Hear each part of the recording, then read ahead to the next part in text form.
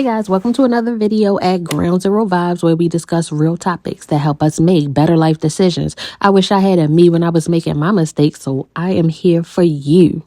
I already did it, so you don't have to. In this video, we're going to discuss how attending city schools shaped poor decision making as adults, especially when it comes to matters of choosing a partner. We can all conceptualize that our childhood plays a huge role in how we turn out. So with that in mind, we need to examine the public school system because, let's face it, children spend just as much time at school as they did in a home. Becoming a product of your environment is not just your home and neighborhood, it's the school you attended. We're going to dig out a few points to reflect on and how we can use this analysis to steer our children better. I've seen some good home-trained kids turn out rotten due to the school system, so let's take a look at a few points. Shall we? And number one, the violence. There's a fight or a threat every day in public city schools or inner city schools. And no matter the grade, these aren't your average duke it out in the playground near the swings type fights. They're the furniture moving, school police getting injured, kids being sent to the hospitals type of brawling. Many times there's bankings, neighborhood or gang fights, and there's no surprise when weapons are involved. Yes, in the school setting. That's why a lot of those schools had like metal detectors. It's like survival mode begets more survival mode, and you wonder why most young inner city kids are always on go when it comes time to throwing them hands. That's because too many of them had to fight their way out. Growing up in the inner city, it was surprising to me to see like a woman that would like talk slick, like, and then walk away, like just turn your back. Like, how do you say something out your mouth? Because I come from an inner city school. So this is why I don't understand this. How you say something out your mouth slick and then turn your back and walk away, like swing your hair and walk away without getting stomped out. The boys, they was being overly performative macho, and the girls was hella masculine just to make it through the day. That's what the school setting was like. And this carries on into adulthood, where people that come from this type of upbringing fail to resolve conflict peacefully. They see physical violence as a means to an end and see it normal to have fights in the home and with neighbors. Not only could you not resolve conflict peacefully in the inner city settings, but you could not be seen walking away from a potential beef without getting rowdy, or you was targeted for further bullying. Which brings me to my next point, bullying. The inner city school posed a space for a special type of bullying. The bullying you see on TV was no match for the real deal. In other settings, you'll usually see like some locker stuffing or some kid getting picked on for being a quote unquote a nerd. In the inner city school setting, anything goes for bullying. That includes clothes, shoes, hair, your smell, your beauty, demeanor, your grades, good or bad. Okay, your level of poverty, your parents' outward appearance, your weight, your height, your voice, whether or not your parents was on drugs. This creates a PTSD, which causes children to be embarrassed by every least little thing and could cause a debilitating fear of being seen, judged, or targeted, or mocked. This carries on into adulthood and can stagnate a person and make them be perceived as classless and weird. Having to stay on point for potential bullying causes people to remain in survival mode, never being able to relax in just a pair of Avias from Walmart. Most importantly, you were bullied for being good at anything and trying hard at things you were naturally gifted in. If it was basketball, football, or maybe like track, you were safe. Not to mention, most of the bullying went unchecked and under the radar because telling any authority figures usually only made things worse. These actions taught us that seeking help was frowned upon, and it leads us to putting up with and normalizing being treated poorly. It's no wonder we naturally select abusers time and time again as partners. What the world calls abuse, we call that cracking, digging, riding, getting on, and making fun of. Number 3, if we do have numbers, behavior regulation versus actual learning. Poor student behavior was a norm and it took up much time in the classroom. The lessons were always interrupted for a teacher having to address the behavior of a few bad students. I remember when the city schools used to grade children based on how better behaved they were, more so than the classwork that they actually completed in the class. If you were quiet enough, you could skate by in the inner city school coming up knowing much about nothing and even less about comprehension. And the way things made sense were in a mostly toxic way of thinking. Again, these things were normalized. So taking up most of the time in the class under punishment or watching some kid try to be regulated upon was the lessons instead of the lesson.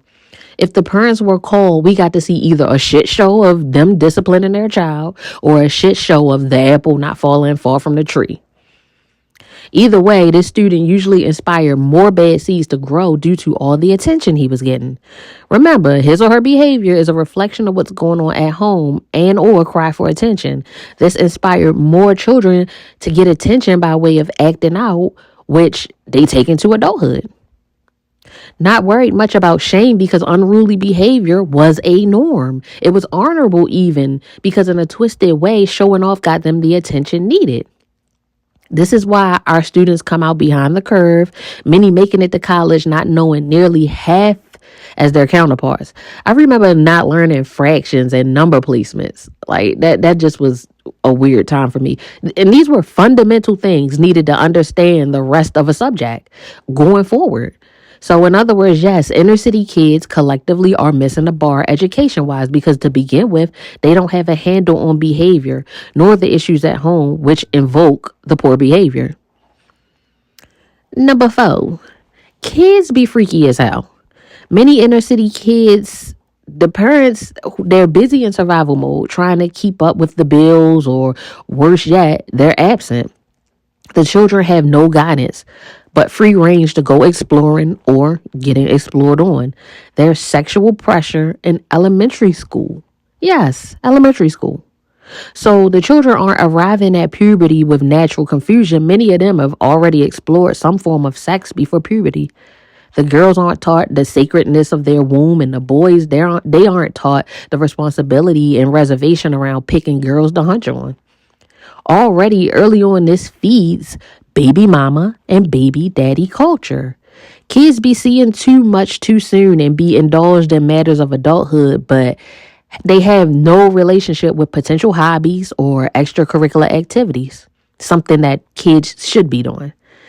So kids like this grow up stuck in living a life of playing boyfriend, girlfriend, and playing house. None of them are really seeking a mate to have a stable foundation with. They just was always looking for someone to have a sexual experience with. So this is how that carries on in adulthood. My next point, or number 5, finances.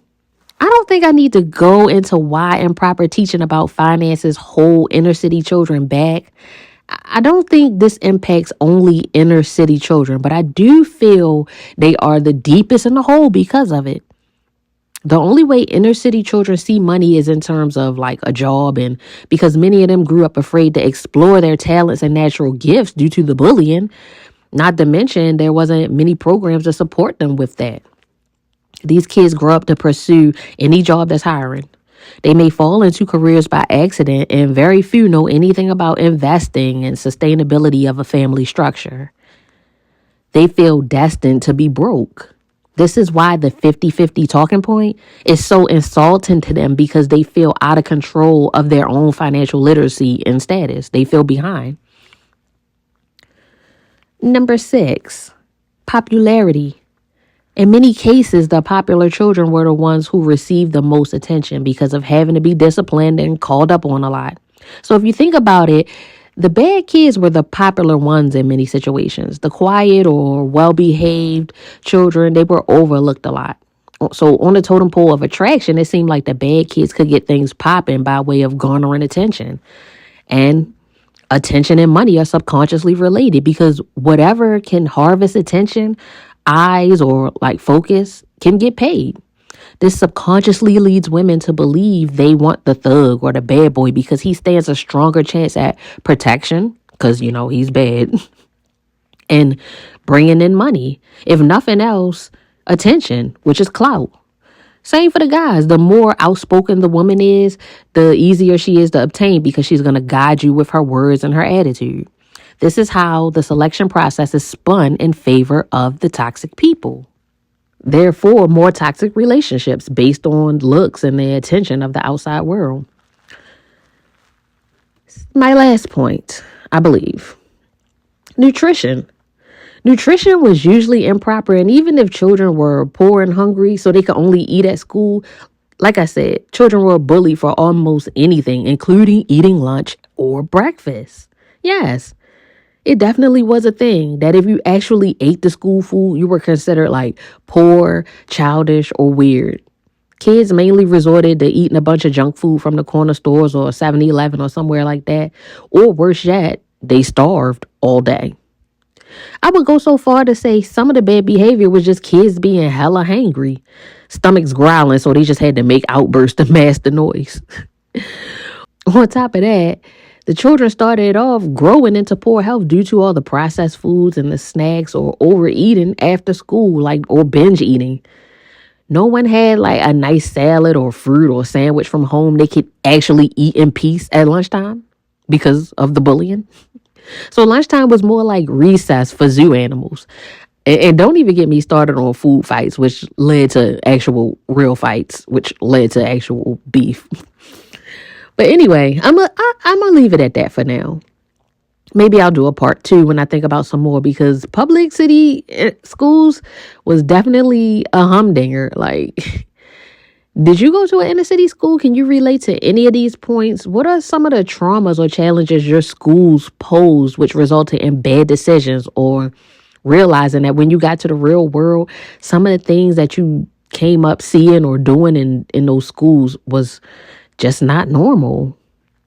Okay. Hey, like and subscribe. Check you later.